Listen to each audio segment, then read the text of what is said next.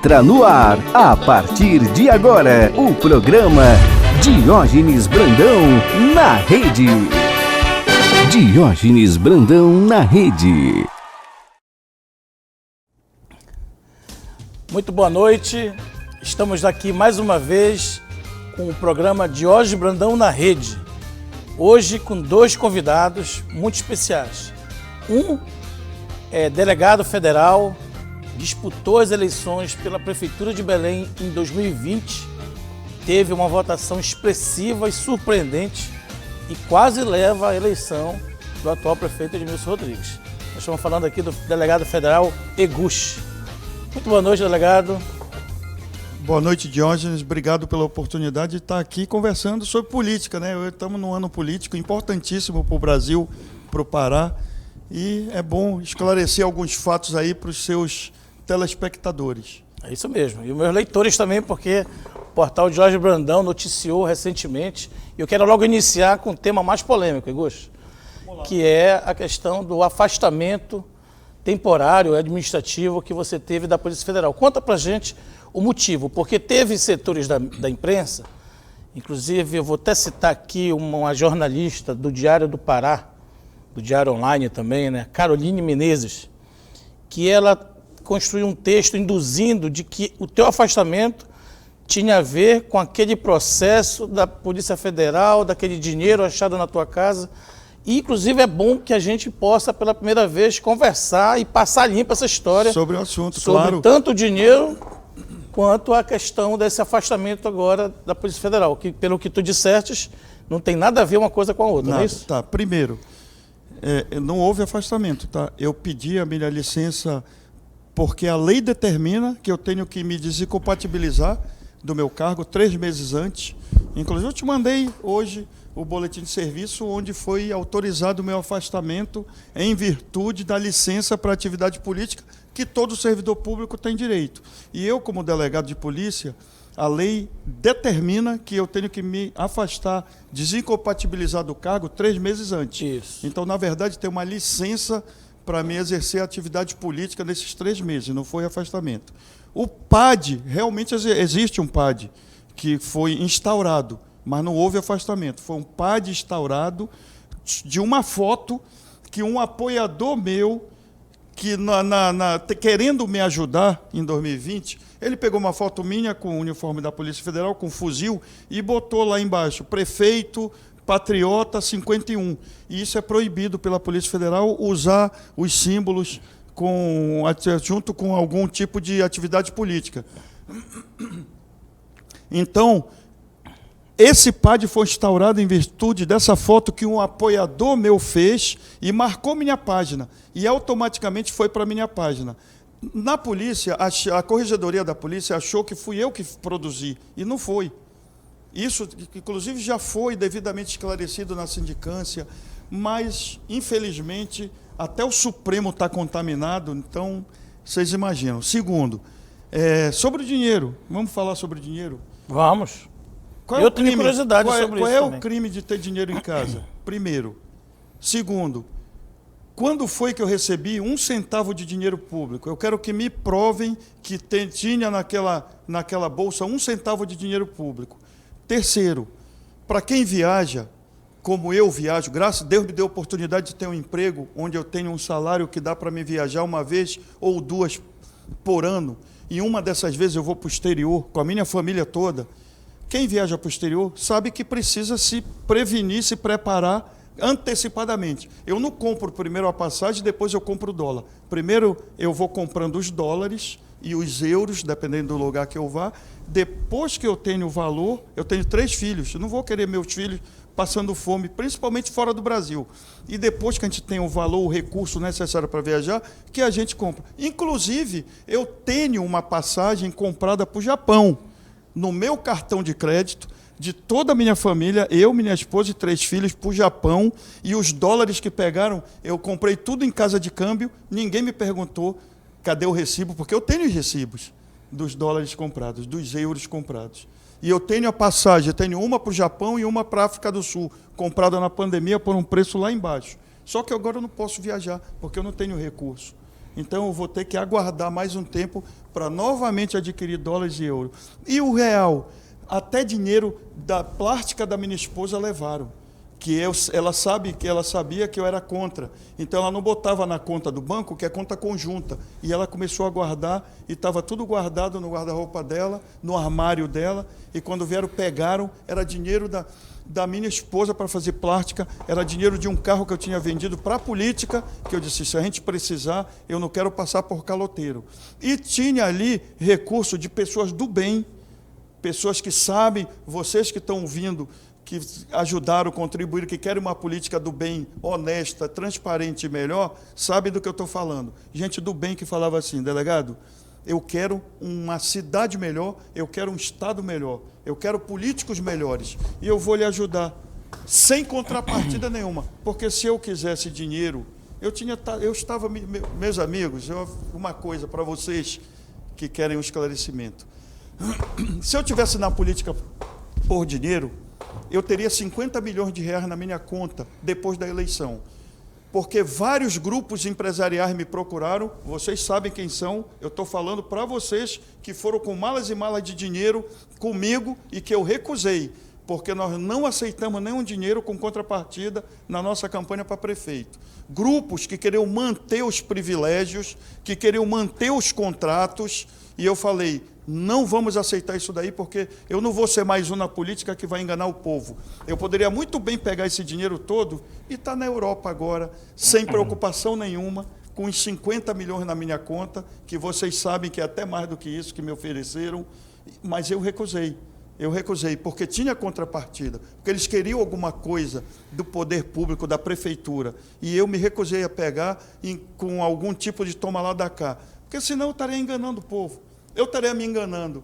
A nossa campanha foi feita para resolver os problemas de Belém, a nossa campanha foi feita para ter ônibus com ar-condicionado, ônibus com direção hidráulica, ônibus com automático, era para ter um lixo, onde iria ter carros que recolhiam o lixo todos os dias, ou pelo menos não ia ter lixo na rua, era para ter uma cidade sem buraco, porque por aí vocês têm uma ideia de onde veio todas as propostas. Mas eu não vou citar nomes, nem vou citar grupos políticos, que isso é passado. Eu já aprendi que na política a gente não pode ter retrovisor, tem que olhar para frente, olhar o que tem ali para tentar resolver.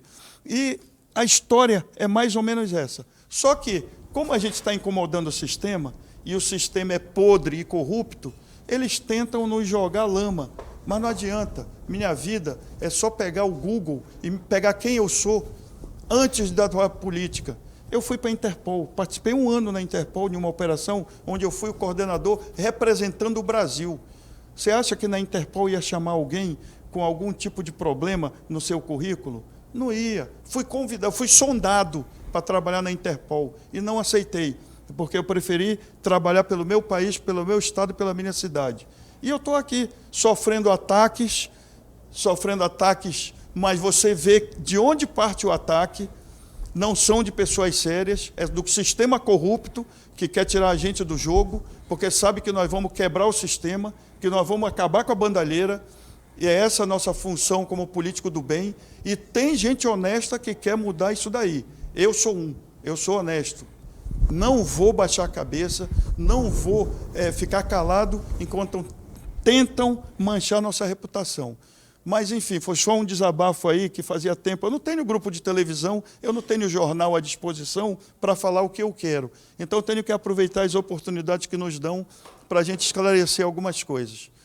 Olha, Gusti, eu fui um dos profissionais de imprensa que sentiu muito essa falta desse esclarecimento que hoje tu estás trazendo, né? Porque desde o processo eleitoral, de certa forma, tu te recolheste, né? No sentido de não estar muito na imprensa. Eu não sei se a imprensa não te procurou, tu está dizendo agora que tu não tem veículo, realmente tu não tens, tu não é uma pessoa que tenha família, nem posse de empresas de comunicação, mas muita gente que não tem acesso à imprensa, ou porque a imprensa convida, ou porque cria um relacionamento mais próximo com a imprensa. Eu não sei qual é o teu caso, mas a Rede TV, cumprindo a sua função democrática, né? Nós já tivemos aqui o candidato a senador, Mário Couto, o concorrente dele, que é o Beto Faro. Hoje, ainda hoje, nós vamos ter aqui o candidato a governador Major Marconi. E tu estás aqui justamente por esse espírito democrático que nós queremos imprimir aqui nesse programa, fazendo jus à nossa formação política, que é uma formação democrática.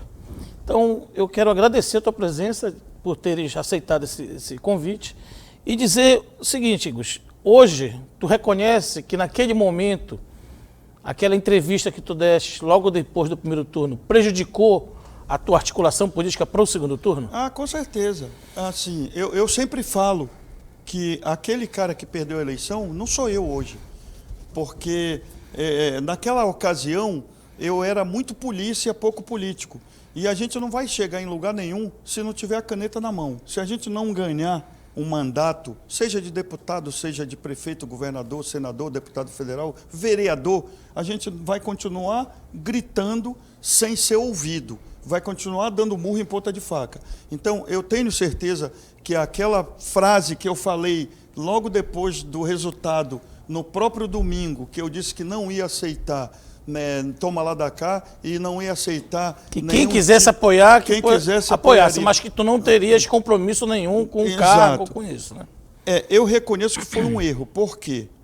Porque o segundo turno é uma outra eleição. Sim. Então, na verdade, ali, o que deveria ser dito? Que todos aqueles que querem o bem de Belém são bem-vindos na mesa para sentar e ajudar a tirar o Belém desse estado que se encontra hoje, inclusive. Falavam muito do prefeito anterior, mas o prefeito de hoje consegue ser pior do que o anterior. Mas isso foi uma escolha.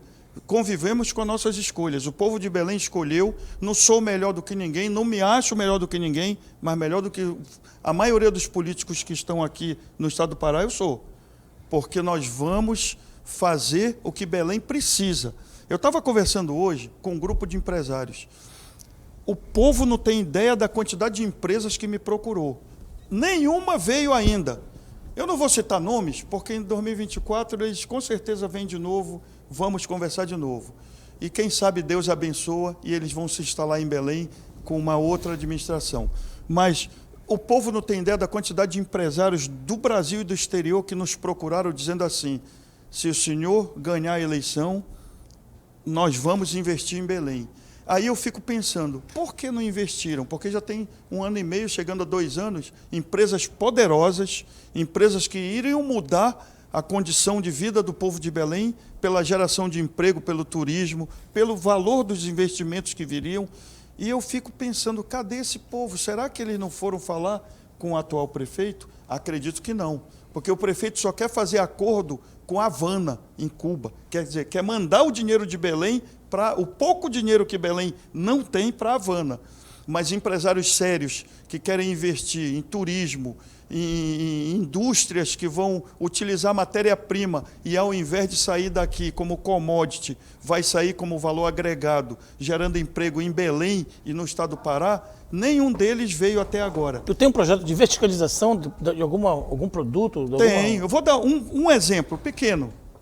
Ali no Distrito Industrial, que é ocioso, para mim aquilo ali, poucas empresas. Ali a maioria ou é transporte ou é empresa de madeireira.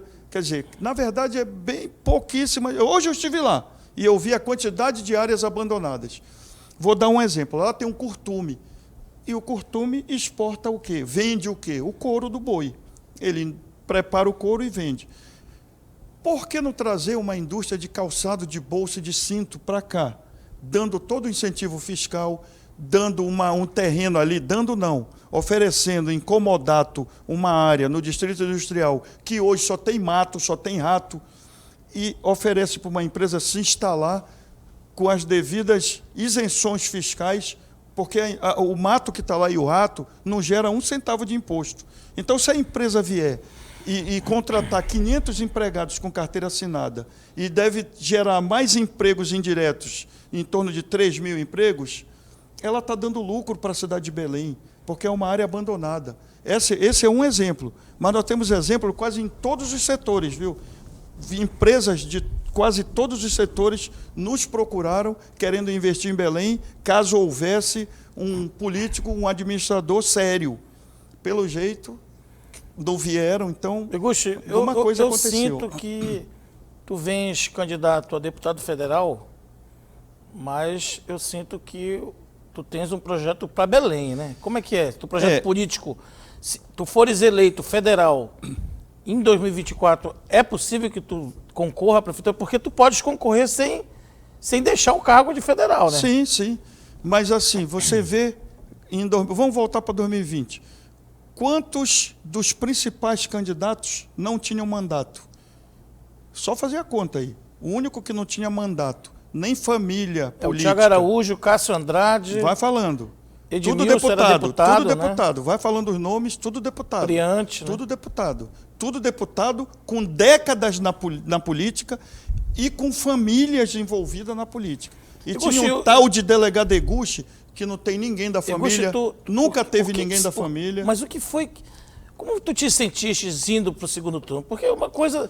Eu acho que isso infla aqui o ego de qualquer um, né? Eu não estou falando que tu é egocêntrico, estou dizendo que qualquer ser humano... Não foi surpresa. E naquele momento, chega onde tu chegaste muito longe, né? Chegamos longe, mas não foi surpresa. O Data-Rua, como fala o nosso presidente Bolsonaro, o Data-Rua nos mostrava a verdade. Nas pesquisas, nós nunca aparecemos em terceiro lugar. Nunca. Nenhuma pesquisa? Nenhuma. Poucas vezes em quarto. O normal era quinto ou sexto. E nós fomos para o segundo turno com 10 pontos de diferença para o terceiro colocado. Não estava embolado lá, não. Tu considera uma manobra do Instituto de Pesquisa ou tu considera que houve uma virada? Meu amigo, um instituto de pesquisa que no sábado dá 58% para o atual prefeito e 42% para a gente, quando na verdade estava empatada a eleição, será que não é manobra? E o resultado foi qual no primeiro turno? O resultado foi 1%, menos de 2% a diferença. Mesmo com todas as bandalheiras e toda a pilantragem que o sistema político sabe usar para tirar a gente do jogo e botar quem eles querem. Quanto tempo na televisão e no rádio? 18 segundos no primeiro turno. E o Edmilson? Não sei, porque eu não... Mais de 3 minutos, talvez. Muito né? provável. Muito provável. Ele tinha aliança com o PT tem muito tempo de TV. né? Mas eu não me preocupo com essas porcarias, não. Eguchi, hoje tu estás concorrendo a uma vaga de deputado federal pelo PL, que é o partido do presidente Jair Bolsonaro, né? No Pará, o PL está lançando o senador Zequinha Marinho, nosso futuro governador. E vem com uma chapa peso pesado, digamos assim, no sentido de expoentes como o delegado Edemauro, como o Joaquim Passarinho, né, que está afiliado também, se filiou ao PL. Sim. E nós temos também o Caveira, né, que também vem como federal. Vocês acham que o PL elege os 4? Elege. Vamos eleger 4 deputados federais. E para isso nós vamos contar com o apoio irrestrito do nosso presidente, que se comprometeu a subir no palanque. E para provar que o presidente está ao lado do grupo do bem do Pará. Do senador Zequinha Marinho, que vai ser nosso futuro governador. Tem o senador Mário Couto, que vai ser nosso senador. Tudo PL. Edemauro, Joaquim Passarinho, o delegado Caveira e eu. Se Deus abençoar e você acreditar que nós podemos fazer a mudança no nosso estado, nós vamos eleger 4 federais, um governador e um senador. Além de vários deputados estaduais, viu? Isso é real, possível. Vocês estão com esse monitoramento, nós estamos com essa certeza. Mostrando isso. Com essa certeza. Nós estamos caminhando na comitiva do bem. Para você que está vendo, vem para o lado do bem, que nós vamos vencer essas eleições. Nós já percorremos todo o sul, sudeste, transamazônica e uma parte do oeste do Pará. Todo local que nós fomos é bolsonarista. Todos. Pode não ser 80, 70, mas pelo menos 50% é Bolsonaro. Para a gente ganhar a eleição, basta 50%. Não precisa de mais do que isso. E todas as cidades sul e sudeste do Pará têm um outdoor do presidente Bolsonaro. Aí você pergunta, quantos tem do outro candidato? Que a gente não fala o nome para não atrair coisa ruim. O 9 dedos. Nenhum. Eu não vi um outdoor dele, não vi bandeira. Poucas vezes eu vi toalhas vendendo dele. Eu não vou dizer que não vi. Muito pouco. Mas do presidente Bolsonaro, toda a cidade do sul e sudeste transamazônica tem o outdoor do presidente. Eu notei esse fenômeno também na eleição passada para o presidente, né? 2018. Que, principalmente ali no sul, sudeste do Pará, há uma certa movimentação dos produtores rurais, né, enfim, todo mundo que trabalha ali, os grandes empresários, se movimentam, fecham as gráficas só para eles e passaram a produzir material do Bolsonaro de forma espontânea, ou seja, eles faziam uma coleta e adesivavam os carros, faziam carreatas. Hoje, tu acha que esse movimento se repete nessas eleições de 2022? Eu tenho a impressão que isso ainda está muito tímido. Eu acho que acontece. O agro, 99% é Bolsonaro, e o nosso estado é agro. O nosso estado é eminentemente agropecuarista. Então, se você andar na região sul e sudeste, e na região de Santarém, fiquei surpreso quando eu passei por lá, a quantidade de plantações de soja que eu vi. É um estado agropecuarista. Você vê andando pela Transamazônica, pela PA-150, pela BR-63, todas as propriedades, eu falo todas, não são algumas, todas têm a bandeira do Brasil, para dizer assim, eu sou patriota, eu sou família, eu tenho Deus no coração, eu sou pela liberdade e sou Bolsonaro. Então isso é normal no sul, sudeste, transamazônica, e o oeste do Pará também está virando bolsonarista, que antigamente era uma região vermelha, hoje está virando bolsonarista. Por que a gente não vê ainda tanta manifestação em prol do nosso candidato? Tem muita gente que não sabe que o senador Zequinha é pré-candidato ao governo do Pará, mas dia 20 você está convidado a participar. Agora, próxima quarta, a partir das 15 horas, lá no Paraclube, vai ser a nossa convenção, onde vão ser escolhidos os nossos candidatos, pré-candidatos que virarão candidatos a governo, a Senado, a deputados federais e estaduais. E está convidado aí, o povo do Pará vai saber que o Pará tem solução. O Pará tem alguém que pode tirar essa família que comanda o Estado, mas só traz atraso. O Pará não anda para frente, o Pará anda para trás. Mas nós vamos provar que o Pará é o estado mais rico do Brasil e que vai ser a locomotiva do Brasil. A quantidade de empresários que querem investir no nosso estado é gigantesca. Nós tivemos há pouco tempo um jantar com o cônsul do Japão, o senhor Morita, e ele explicou que o Japão tem muito interesse em investir no Pará. E aí eu perguntei para ele, mas Morita-san, o que o Japão quer do Pará? Segurança alimentar. Eles querem investir pesado no Pará, para o Pará produzir comida. E eu disse para ele, o Pará produz comida para o Japão, para a China, para a Coreia e para metade da Ásia. Basta ter investimento e tecnologia. E o Japão tem. E eles querem essa contrapartida, mas com um governo sério. Eu não sei por que não ofereceram aí para os outros aí que estão no poder. Eu acho que porque eles não confiam muito. Mas para a gente ofereceu. E já estamos convidados, depois das eleições, se Deus quiser, com o nosso futuro governador Zequinha Marinho, e eu, se Deus abençoar como deputado federal, a visitar o Japão, a convite do governo japonês. Eguchi, fala um pouco de ti aqui, para quem não te conhece, vamos um bate-bola. Tu és tu nasceste onde? Tomé-Açu, Pará. Tua família muito orgulho. É descendente de japonês ou eles são japoneses mesmo? Não, meu avô era japonês, mas a minha avó era cearense e descendente de holandesa. Como foi que eles se conheceram? Cara, eu não sei essa história muito bem, mas foi em Tomé-Açu. Entendi. O meu avô veio do Japão. Ele plantava alguma coisa, não? Não, na verdade o meu avô veio para investir. Ele tinha algum recurso. E ele veio pelo Pacífico, desceu no Peru e veio descendo pelo Rio Amazonas. Muitos ficaram... Desbravador, né? Muitos ficaram... Foi 1929, por aí. E muitos ficaram em Parintins, tem algumas famílias japonesas, e foram algumas famílias ficando pelo caminho. A maioria desceu em Belém. Muita gente saiu do Japão por causa da Primeira Guerra, né? Por causa da fome. Da fome? Muita fome no Japão, nessa época que eles vieram. O Japão não produz nada. O Japão é basicamente montanhas. Áreas agricultáveis são pequenas, as áreas. Então, ele tem muita força de vontade, tem um povo culturalmente adiantado, que estuda muito, mas não produz, vê, o Japão não produz petróleo, o Japão não produz alimento que ele precisa, não produz. Produz tecnologia, produz desenvolvimento, produz carros bons. Então tem muita... o Japão era... Eu trabalhei numa empresa japonesa que o presidente da empresa, seu Hayakawa, era a Amasa, ele falou o seguinte, Eu queria ver o Brasil por 10 anos na mão do povo japonês. E o Japão por 10 anos na mão do povo brasileiro. O que ia ser o Brasil e o que ia ser o Japão? Então é uma pergunta para vocês pensarem No mínimo, os nisso. japoneses iam aprender a jogar bola, né? Olha, Eguchi, a gente tem aqui um tempo muito exíguo na televisão, né? Tu sabes disso. Eu estou vendo, está acabando.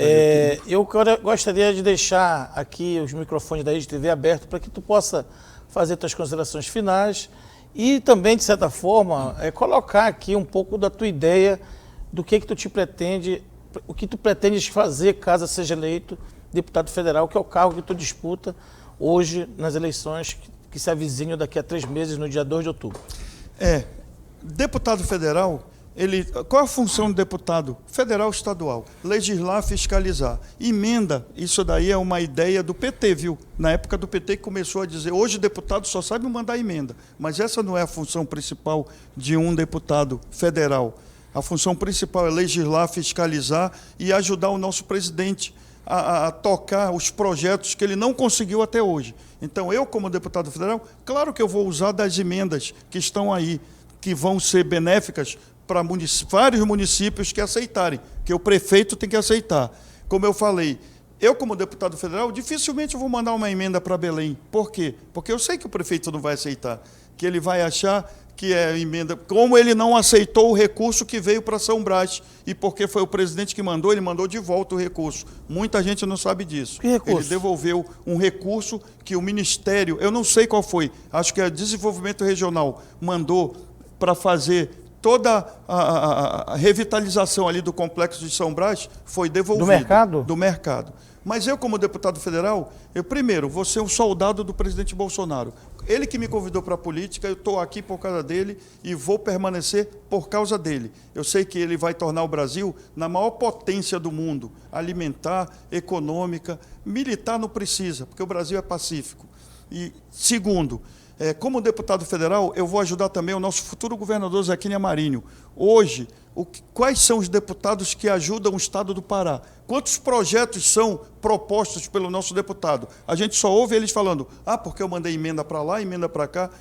Muitas das pessoas nem sabem o que dá para fazer com 50 milhões, né? E 1 também milhão, não 2 é a milhões, função de um deputado mandar emenda, não é função. Claro que isso ajuda, então vamos ajudar com as emendas. Mas os prefeitos legal. gostam de emendas, né, Igor?